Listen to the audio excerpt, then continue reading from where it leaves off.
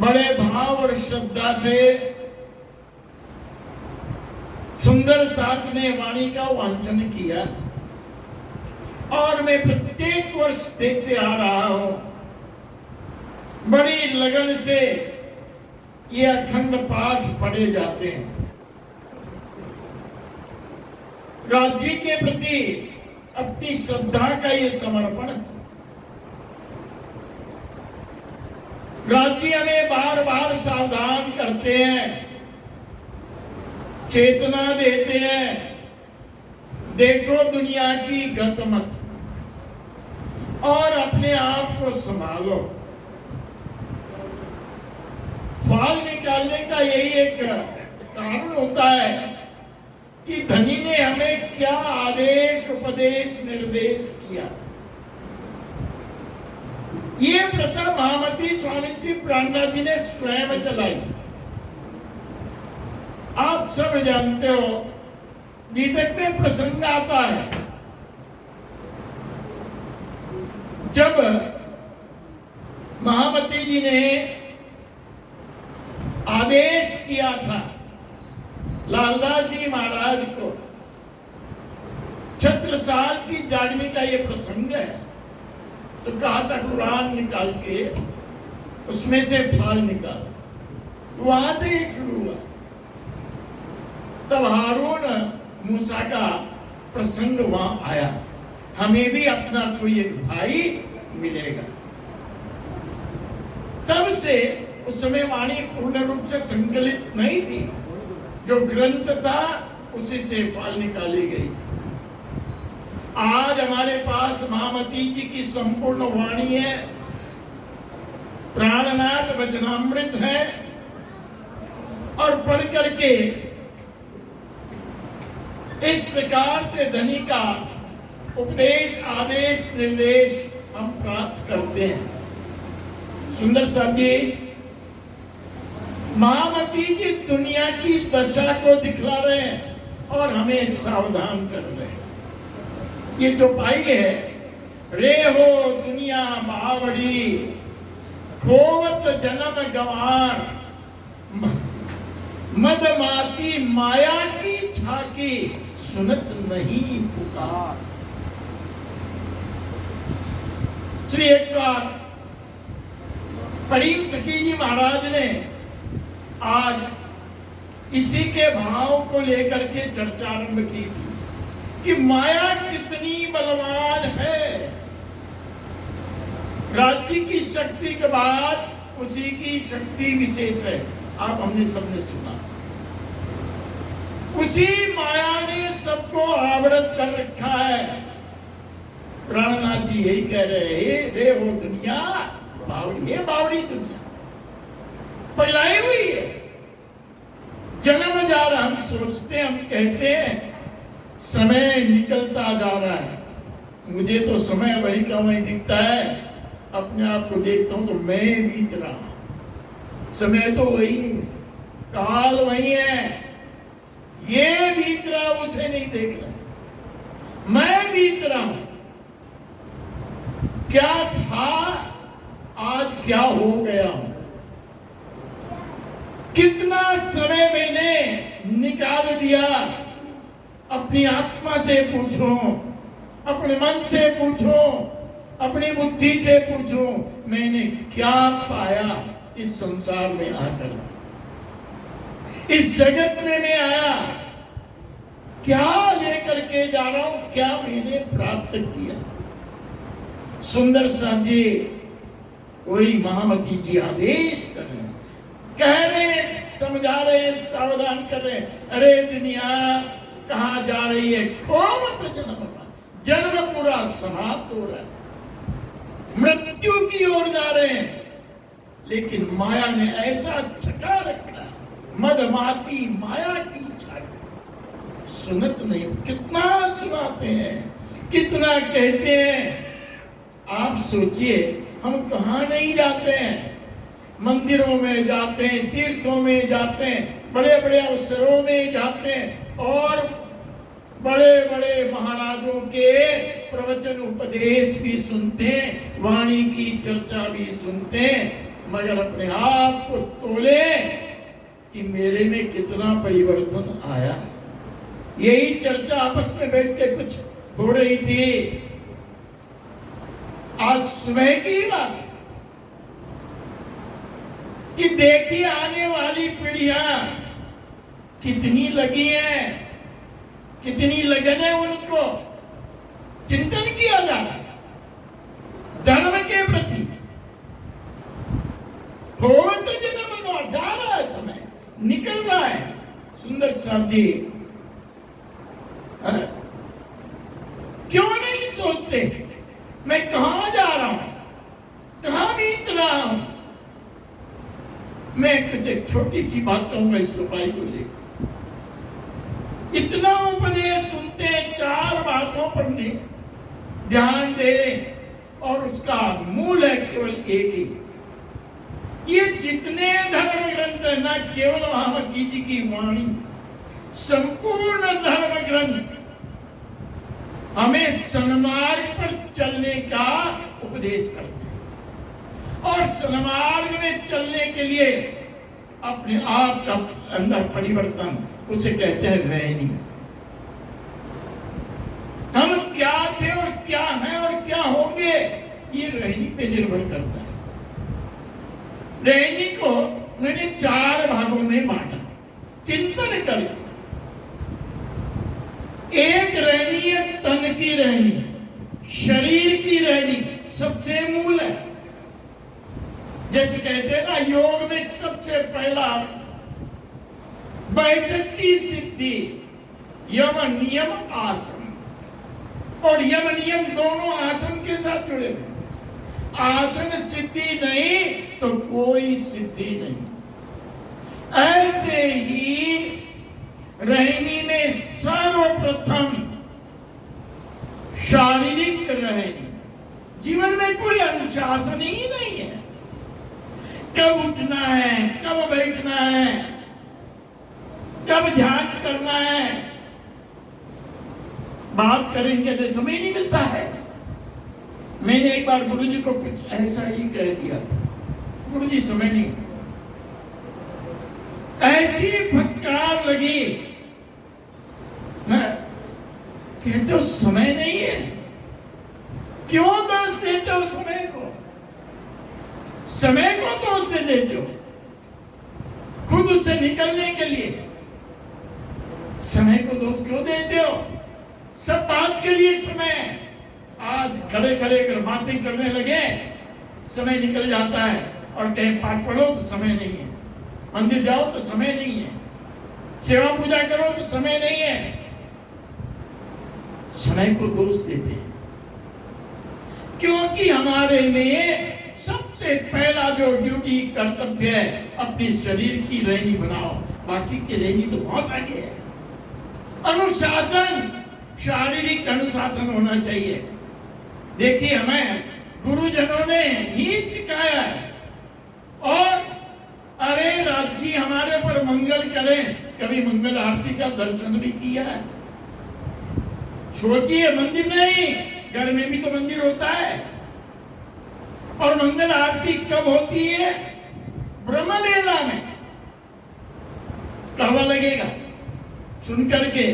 ये शरीर के रहने की बात है, कोई आगे की बात नहीं। पहले उठना तो सीखे। अपने आप को सजने संवारने में घंटों लगा देते हैं, सुंदर दिखना चाहिए। अरे किस चमड़े को सुंदर बना रहे हो? ये सड़ेगा एक दिन। बस ये बार बार आईना देखते हैं, बार बार पार्लर में घूमते हैं, यहाँ वहां जाते हैं, ठीक तो कि नहीं? शरीर के लिए समय बिता रहे हैं, लेकिन शरीर को मुक्त करने के लिए समय नहीं है। सुंदर शब्द ज्यादा नहीं। अगर मैं इस तन की रहने को बोलता रहा ना, तो आज दिल में पूरा बोलूं तो भी पूरा नहीं होगा। तो केवल एक जिन हमारे पास तारतम्य है, ज्यादा नहीं, थोड़े में समझिए। सबसे पहले अपने जीवन को अनुशासित कीजिए और संकल्प लीजिए। बड़ी बड़ी बातें करने से कुछ नहीं होगा। मैं बहुत कुछ मानी, बड़े शास्त्रों की बात कर लूंगा और खुद कहां जा रहा हूं पता ही नहीं है। उसके बाद सबसे पहले मैं अपने आप को तो साध लूं, मेरी साधना हो, और सबसे पहली साधना है तन की साधना। इस तन को साधिए, इसके ऊपर डंडा लगाइए। डंडा लगाने का अर्थ है लकड़ी लेके नहीं, ये उठना नहीं चाहता उठाइए, ये निद्रा में पड़े रहना चाहता उठाइए इसे राज्य की। और उसका लक्ष्य क्या हो? मुझे राज्य के चरणों में जाना है, धनी के चरणों में जाना है, परम धाम जाना लक्ष्य हो तो आपको नींद भी खुल जाएगी। दूसरी बात, जब तन की रहनी आएगी तो दूसरी बात आएगी कि मन की भी रहनी बने। तन को साध लेंगे तो दूसरा है मन की साधना, मन की रहनी, वो भी उचित होना चाहिए। डामाडोल है थोड़े में। मैंने कई बार देखा है, राज्य को छोड़ देंगे, माया को जरूर पकड़ लेंगे। कभी विचार किया कि माया को छोड़ के राज्य को पकड़े? माया के लिए राज्य को छोड़ लेंगे, राज्य के लिए माया को कभी त्याग करने का मन में आया विचार? मन होना चाहिए वैसे, मन की रहनी, उस मन को साधिए। संपूर्ण वाणी का निष्कर्ष है, परसों प्रकरण आया था ना, तुमको इसको उपजावने करूं सो अब, इसका निष्कर्ष यही है। कथनी करनी रहनी चलनी, महामती जी ने हर जगह वर्णन किया। तो मन की भी रहनी होनी चाहिए। मन भाग रहा, भागने दो। बड़ा लोग कहते हैं क्या करें, मन रुकता ही नहीं है। तुम तो रुक जाओ, मन को दौड़ने लो, तुम रुक जाओ वहीं पर। देखते वो भाग करके कहा जाता है, लौट के उसे वहीं आना पड़ेगा जहां साधना है। आपके हाथ में डोले, पतंग आप चाहो जैसी उड़ा सकते हो। मन की साधना, मन की रहनी। तीसरे में जब आप तन और मन दोनों को साध लेते हो, रहनी में ले आते हो, तो स्वतः अंदर से बुद्धि जागृत होने लगती है। वो बुद्धि ज्ञान की ओर बढ़ती है। ये ज्ञान की रहनी, बुद्धि की रहनी, बुद्धि की साधना। प्यारे सुंदर साथी, तब मन करेगा मैं वाणी पढ़ूं, मैं गीता पढ़ूं, मैं भागवत पढ़ूं, उनके अंदर क्या छुपे हुए रहस्य जो धनी ने आंखें खोले उनको जानो। बुद्धि की साधना, इन तीनों से भी पार नहीं हो पाते। ये साधना करने के बाद में चौथी रहनी होती है आत्मा की रहनी। इन सब को उसमें समाविष्ट करना, मैं अपना आत्मचिंतन करूं। इसलिए प्राणनाथ जी कहते हैं ये सब हमारे पास है। दुनिया को देखता हूं तो मेरा हृदय जलता है। रे हो दुनिया बावड़ी खूब जाना, हम कुछ नहीं सोचते हैं, बीत रहा है, बीत रहा है, एक दिन हम बीत जाएंगे। ये तो वहीं रह जाएगा। मंदिर यही था, आज भी यही है। न जाने कितने आए, चले बगैर हम भी जा रहे हैं, जा रहे हैं। तो सुंदर साथी, जाने के पहले उस लक्ष्य को साधो और पहले लक्ष्य बनाओ। और हमें तो सदगुरु ने इतनी कृपा की है, इतनी कृपा की है, अनमोल रत्न में ये वाणी के रूप में दिया, तारतम के रूप में दिया। ज्यादा मुझे इतना कुछ विशेष नहीं आता है। मैं तो जो गुरु जी से बस उनको, क्योंकि उनसे जो प्राप्त किया और जीवन में कभी उपदेश सुना, गुरु जी का हर उपदेश रहनी पे जाकर के समाप्त हो जाता था। बिना रहनी कुछ भी नहीं है। रहनी रूह पहुंचा वही कहनी। बड़ा बड़ा ज्ञान मैं विश्लेषण कर दूंगा, एक चौपाई को मैं 10 दिन तक कहता रहूंगा और खुद में कुछ भी नहीं है। सोचिए जरा, मैं कहां जाऊंगा? तो ऐसे इस माया से जो बड़ी बलवान है, शक्तिवान है, उससे बच करके निकलना है। क्यों नहीं सुनते हो? इतना सुना रहे हैं, गुरुजन आते हैं कितना कितना सुनाते हैं, वाणी में क्या नहीं सुनाती, क्या नहीं देती और क्या नहीं दिया। आज मैंने कल कहा था ना, वेद व्यास करोड़ों श्लोक रचने के बाद में भी संतुष्ट नहीं हो पाए। आज हमें वो वाणी मिली है जो संपूर्ण संतुष्टि देती है, लेकिन मधुमाती माया की झांकी सुनत नहीं पुकार। ऐसे माया ने अपने रंग में रंग रखा है। सुंदर साथ जी, माया को धिक्कारना तो है, लेकिन माया से मुकाबला करना है। प्राणनाथ जी ने भी कह दिया वाणी में, हवे हार्या हार्या कहूं वार केट ले। क्या बात करके आए थे, जीतने की बात, लेकिन हार गए। ये अहंकार को मिटाना है, अपने अंदर के अहम को, कि मैं ही सब कुछ हूं। सदैव हाथ जोड़ते रहिए और हार मान लीजिए। माया से मुकाबला नहीं कर पाएंगे। ये माया धनी की है, राज्य की है, इससे तो निकल जाओ, इससे बच के निकलना है। संघर्ष ये चार तरह से होगा, रहनी ही संघर्ष कर पाएगी। मैं अपने आप को संभालूं, मेरे तन की रहनी हो, मेरे मन की रहनी हो, मेरी बुद्धि की रहनी हो और मेरी आत्मा की रहनी, जो सदैव कुछ भी चर्चा करूं, वार्ता करूं, बात करूं, खाते पीते उठते सोवत सुपन जागृत। मैंने कल कहा था ना, परम धाम की परिक्रमा नहीं करनी है। अगर आपने साधना की तो परम धाम आपके अंदर परिक्रमा करने लगेगा, परम धाम स्वयं परिक्रमा करने लगेगा। ये है आत्मा की रहनी। ऐसी शक्ति हमें धनी ने दी है, चाबी दी है, उस इस्तेमाल उसे करना है। तो सुंदर साथ जी, ये उपदेश है, यही निर्देश है, यही आदेश है, यही फल है। हम अपने आप को संभालें और उस सन्मार्ग पर चल करके धन्य हो जाएं और सारे संसार को भी धन्य करें, सबके कानों तक ये संदेश पहुंचाएं।